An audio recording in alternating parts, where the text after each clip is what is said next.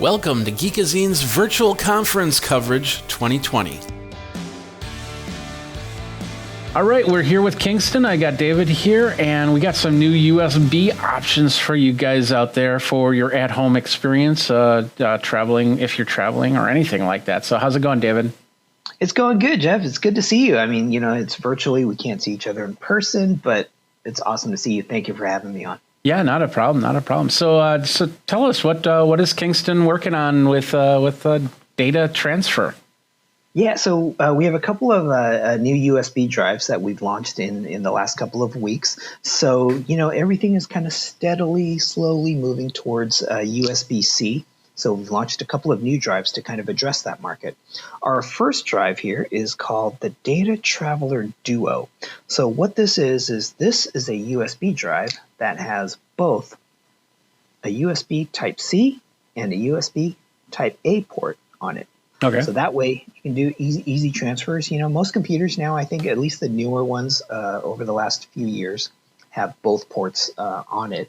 And then if you're one of those that, you really like USB Type-C because it comes with that greater speed, we also came up with a drive here called the Data Traveler 80. This is actually a 256 gigabyte model in a very, very thin form factor here. Okay. And this is a full-on USB Type-C drive, so fast read speeds, fast write speeds for like the content creator. Okay, so it is USB-C. Do you have a USB-A model or no? We do have USB-A models that also go very fast too. So I actually happen to have one here. This is kind of the sister or the brother drive to the one I just showed you. This is called Data Traveler Kyson, Kyson. Okay. So this is a fast transfer USB Type A drive. And when I say Data Traveler, I should let everybody know that Data Traveler is just simply the name that Kingston uses to address all of our USB products. So it's always Data Traveler is the family name followed by a specific model name or number. And then a couple of other things. Since we've all been pretty much relegated to working from home and depending on what part of the country that you live in, some are opening up faster than others. Like us, for instance, we started returning to the office a couple of weeks ago. Okay. Up to that point, just one day a week for us, but up to that point, for us to if we had sensitive data, of course we have the cloud that a lot of us use to store, photos, music, videos, that type of thing. But for work items that maybe you want to keep, or even home documents like taxes and stuff that you want to make sure you have some security around. One of the things we have here is called our Data Traveler 2000. This is an encrypted keypad USB. Okay. So what you were doing here is you're typing in an 8-digit code, and 8-digit code unlocks the drive before you plug it into a computer. So the beauty of this drive is that it doesn't require an OS. So you can use this pretty much any device that has a USB port. As soon as it's pulled out of the device that it's plugged in, it goes back into a lock mode. And if you're worried about losing it, chances are your data is going to be very, very safe because after 10 unsuccessful login attempts, the drive will go into will kind of freeze and force a reboot. And when it does a reboot, it throws out all the keys. You have to enter in a new password. All the data is wiped. So your data is pretty much secure in case you misplace this. Okay. So it doesn't need a PC to do that. So how would you go about putting in? And first of all, do you have to have an 8-digit password, or can you have a 4-digit password, or?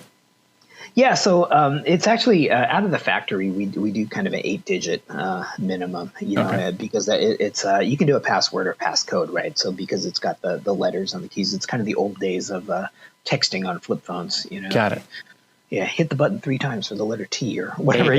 No. There's no letters on A. What was it? C, C, F, F, C. Anyway, yeah. Yeah.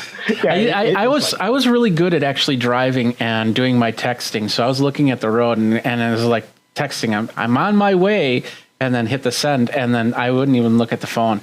And I kind of miss that, but now I can do that with my thumb drive, because I can just go da da da da da da da da, and then plug it into my car stereo, and then all of a sudden my car turns into, I don't know, Knight Rider or something like that. Do you put the code in first and then insert the drive, or do you insert the drive and then put the code in?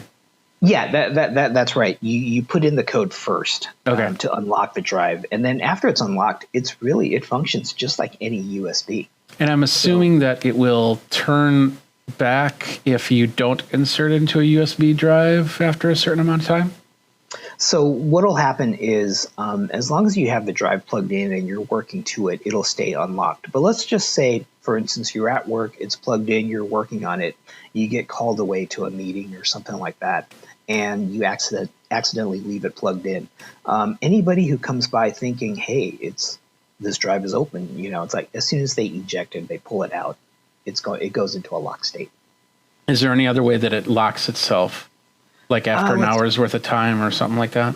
Yeah, there is a time limit on this. So you you have a certain amount of time, probably up to 30 seconds, from the time you unlock the drive and you get a green light that shows you it's unlocked to plugging it in. If you don't do anything with it in that after that amount of time, then it will go back to a lock state. Okay. What's the battery life on something like that then?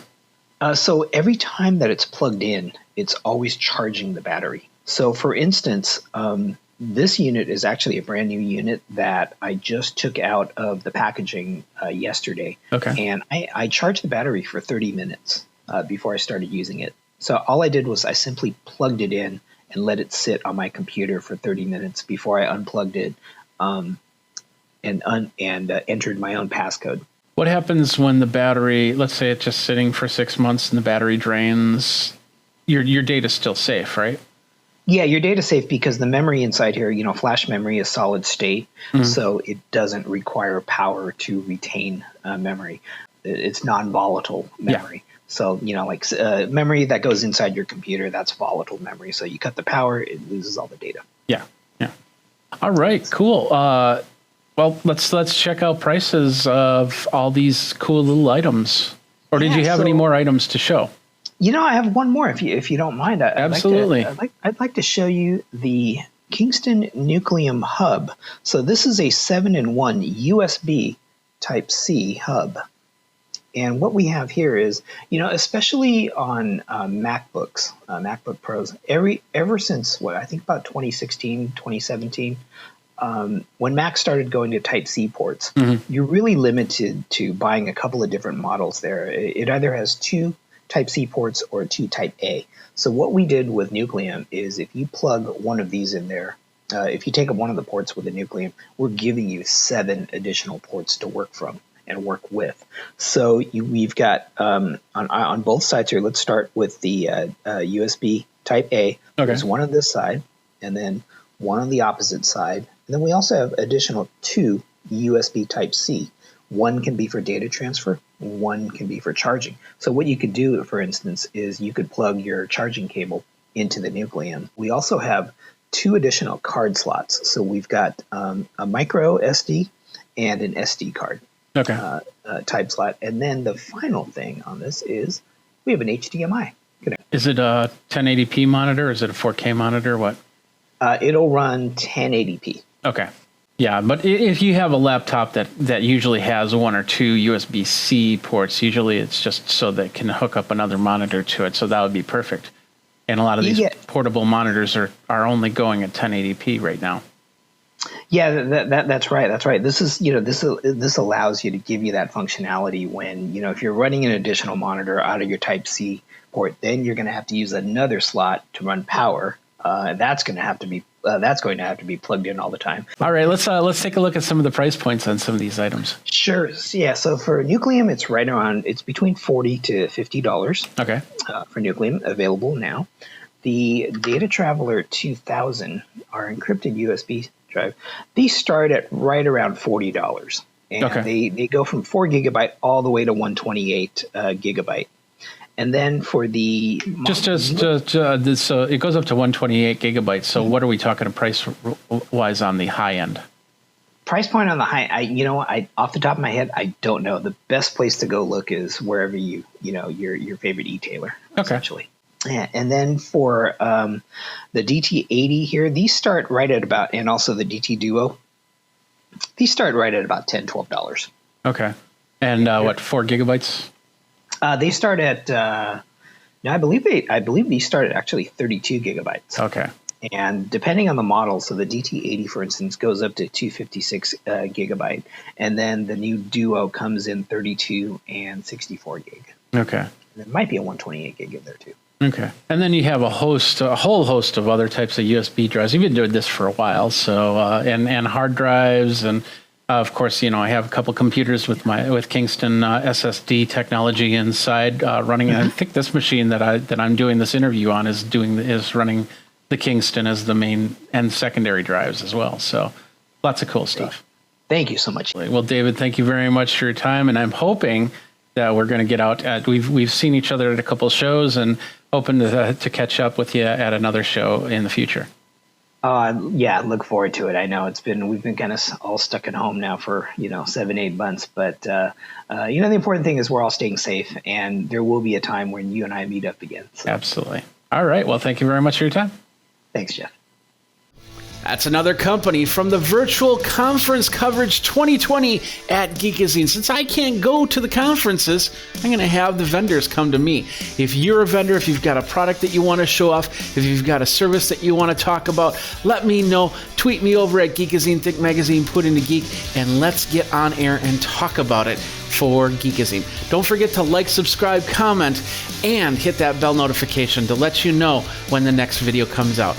For the Virtual Conference Coverage 2020, Jeffrey Powers here. Thanks a lot for watching. Till next time, you guys geek out.